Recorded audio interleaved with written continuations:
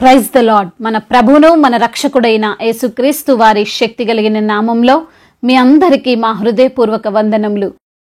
ఈరోజు దేవుని వాక్యము, ఆయన తన విశేష కనికరము చొప్పున మనలను మరలా జన్మింపజేసెను. పేతురు వ్రాసిన మొదటి పత్రిక 1వ అధ్యాయము 4వ వచనం. In his great mercy he has given us new birth. 1 Peter chapter 1 verse 4.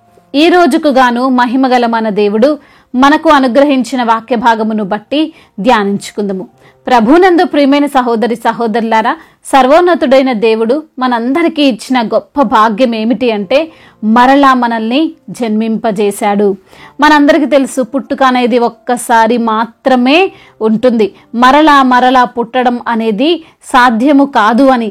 అయితే క్రీస్తును అనుసరిస్తూ జీవిస్తున్న, మార్పు చెందిన ప్రతి ఒక్కరు కూడా మరలా జన్మించిన వారే. ఈ లోకమున అనేకులు అనగా సజీవుడైన ఆత్మస్వరూపి అయిన దేవుణ్ణి ఎరగని వారు ఆలోచన చేస్తుంటారు. ఏమిటంటే ఉన్నది ఒక్కటే లైఫ్, దీన్ని మనం ఎంజాయ్ చేయాలి, ఎలా పడితే అలా జీవించాలి అని. కానీ పరిశుద్ధ గ్రంథము అందరికీ తెలియజేస్తుంది, ఉన్నది ఒక్కటే ఛాన్స్. ఈ లోకంలో ఉన్నప్పుడే దేవుణ్ణి తెలుసుకొని పశ్చాత్తాపడి మారు మనసు పొందుకోవాలి, లేదంటే నిత్య నరకమే. మరలా దేవుడు తరువాత ఛాన్సులు ఇవ్వడు అని ఈ పత్రిక అపోస్తుడైనటువంటి పేతురు గారు శ్రమల్లో ఉన్న, హింసింపబడుతున్న సంఘమునకు వ్రాస్తూ చెప్తున్నాడు. మృతులలో నుండి యేసుక్రీస్తు తిరిగి లేచుట జీవముతో కూడిన నిరీక్షణ మనకు కలుగునట్లు, అనగా అక్షయమైనదియు నిర్మలమైనదియు వాడబారనిదైన స్వాస్థ్యము మనకు కలుగునట్లు ఆయన విశేష కనికరము చొప్పున మనలను మరలా జీవింపజేసెను అని. ఆనాటి సంఘము ఒకవేళ ఈ లోకపు శ్రమలను బట్టి తిరిగి మరలా ఈ లోకంలో కలిసిపోతారేమో అని వారికి దేవుడు ఇచ్చినటువంటి మహాభాగ్యమును మరొకసారి జ్ఞాపకం చేస్తున్నాడు. మీరు ఈ రోజున పొందుకున్న రక్షణ లేదా తిరిగి జన్మించుట అనేది ఒక సాధారణమైన విషయం కాదు, ఎంతో విలువైనది. దానిని అందరూ పొందుకోలేరు. దానిని పొందుకున్న మీరు దానిని చేరుకునే వరకు ప్రయాసపడండి అని వారిని ధైర్యపరుస్తున్నాడు.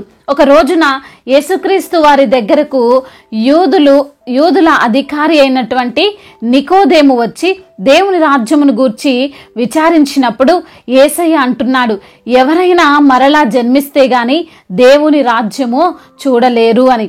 శరీర సంబంధమైనది కాదు, అది ఆత్మ సంబంధమైనదని చాలా సుస్పష్టముగా ఆ సందర్భంలో యేసయ్య మాట్లాడారు. ఈ రోజున ఈ వాక్యమును వింటున్న ప్రియమైన సహోదరి సహోదరులారా, మనమంతా కూడా జన్మించింది శరీర సంబంధమైన తిరిగి జన్మ కాకపోవచ్చు, కానీ ఆత్మానుసారంగా మరలా జన్మించాము. మనము తిరిగి మరలా జీవిస్తాము అనే నమ్మకమును ప్రభువైన యేసుక్రీస్తు వారు మృతులలో నుండి తిరిగి లేచుట ద్వారా రూఢీపరిచారు. అయితే మనం గమనించవలసిన విషయం ఏమిటంటే, ఈరోజు మనం పొందుకున్న ఈ మరో జీవితము ఈ లోక సంబంధమైన తాత్కాలికమైనది కాదు, ఖచ్చితత్వము లేనిది కాదు, ఎప్పుడు ఏం జరుగుతుందో అనేలాగున ఉండదు. నిజమే కదండి, ఈ లోకంలో ధనం సంపాదించినా, ఆస్తులు సంపాదించినా, ఒక మంచి పేరు సంపాదించినా, మరే ఇతర కారణాలు చేసినా ఏవి కూడా కలకాలమో ఉండవు. కూర్చొని తింటే కొండలైనా కరిగిపోవలసిందే. కానీ కరుణ వాత్సల్యత గల దేవుడు తన కృప చొప్పున మనల్ని ఎన్నుకొని మనకిచ్చిన ఈ ధన్యత ఎటువంటిది అంటే అక్షయమైనది, అనగా ఎన్నటికీ క్షయము అయిపోనిది, నశించిపోనిది, నిర్మలమైనది, అనగా ఎంతో స్వచ్ఛమైనది మరియు వాడబారనిదిగా ఉన్నది. ఇది ఆయన మనకిచ్చే స్వాస్థ్యమని పేతురు భక్తుడు జ్ఞాపకం చేస్తున్నాడు. ఈ రోజున మనకు తల్లిదండ్రుల ద్వారా వచ్చినటువంటి స్వాస్థ్యము ఏదో ఒక రోజు అయిపోవచ్చు, తరిగిపోవచ్చు, మరేదైనా కావచ్చు. కానీ దేవుడు మనకు ఇచ్చిన ఈ స్వాస్థ్యము యుగ యుగములు ఉంటుంది. తరగనిది, వాడిపోనిది, దొంగిలించలేనిది, దోచుకోలేనిది. అందును బట్టి ప్రియమైన సహోదరి సహోదరులారా, దేవుడు మనకు ఇచ్చిన ఈ రక్షణ అనేది ఎంతో ఎంతో విలువైనదని గ్రహించాలి. చిన్న చిన్న కారణాల వలన, ఈ లోక సంబంధమైన ఆకర్షణ వలన కలుగుతున్న శ్రమల వలన అనేకులు వెనుదిరిగిపోతున్నారు. నిత్య జీవాన్ని విడిచిపెట్టి అనిత్యమైన ఈ లోకం వైపుకు చూస్తున్నారు. అటువంటి బుద్ధిహీనుల వలె మనం ఉండొద్దు అని దేవుడు ఈరోజు మనతో మాట్లాడుతున్నాడు. మనల్ని దృఢపరుస్తూ ధైర్యపరుస్తూ చెప్తున్నాడు, అక్షయమైన మహిమలోనికి మీరు వెళ్ళబోతున్నారు, నిత్య రాజ్యములో మీరు ప్రవేశించబోతున్నారు అని ప్రభు సెలవిస్తున్నాడు. కాబట్టి దేవుడు మనకిచ్చిన ఈ రక్షణ విషయంలో జాగ్రత్త కలిగి విశ్వాసముతో మృతతుల్యమైన ఈ శరీరములో విలువైన ఆత్మ ఉంది అని గ్రహించి జాగరూకులమై ఈ లోకంలో జీవించుదాం. దేవుడి మాటలను దీవించి మన హృదయములో ఫలింప చెయ్యునుగాక. వాక్య భాగమును బట్టి ప్రార్థించుకుందాము. ప్రతి ఒక్కరు కూడా ప్రార్థనలో ఏకీభవించగలరు. ప్రార్థన. సర్వశక్తిమంతుడా, సర్వోన్నతుడైన దేవా, యుగ యుగములకు సజీవుడువైన మా ప్రియ పరలోకపు తండ్రి, మీ ఘనమైన ప్రశస్తమైన శ్రేష్టమైన బహు పూజింపదగిన నామాన్ని బట్టి మీకు కోట్లాది కోట్ల స్తుతులు స్తోత్రాలు చెల్లిస్తున్నాం. ఈరోజు నా తండ్రి వాక్యము ద్వారా మీరు మాతో మాట్లాడారు అయా. మా అందరికీ గొప్ప భాగ్యమును తండ్రి మీరు అనుగ్రహించారు అయా. మరలా మమ్మల్ని జన్మింప చేశారు. ఈ లోకము ఈ పాపము నుంచి అయా మమ్మల్ని విడిపించి నిత్య జీవమును మాకు అనుగ్రహించారని ప్రభువా వాక్యము ద్వారా సూటిగా తేటగా మీరు మాతో మాట్లాడి అయా మమ్మల్ని ఎంతగానో బలపరిచి ఆదరించిన మీ అమూల్యమైన మాటలను బట్టి సజీవమైన వాక్కులను బట్టి మీకు స్తోత్రాలు చెల్లిస్తున్నాం.